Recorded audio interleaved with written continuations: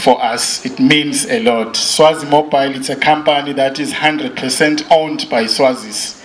So maukuluma nga cultural heritage, you are talking about the heart and the soul of the country. Because everybody knows Beguti, when you talk of culture and when you talk of heritage, we are talking about the identity you live. So genati gesing Swazi Mobile, city as the identify ne dynamism ye culture. So I culture ge I dynamic iyashintsha. On our projection, besithe WhatsApp sitawuqala kuba naye le kubo 30 September. But guess what? WhatsApp sibe nayo hardly 7 days sivulile. Ngicela nitishayele tandla Maswati for that.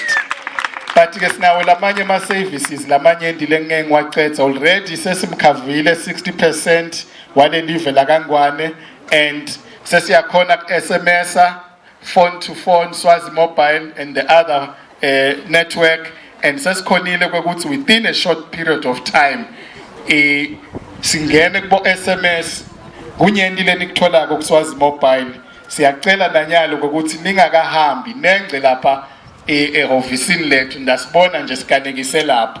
Ngibuye ke la ku cultural heritage. Cultural heritage sitamsupporter and siyapromisa ukuthi sitamenda abe a little better than bekangiko, because ma support umuntu make sure ukuthi umenda uba more better. Ngala umagama lamafisha sithi siyabonga kakhulu.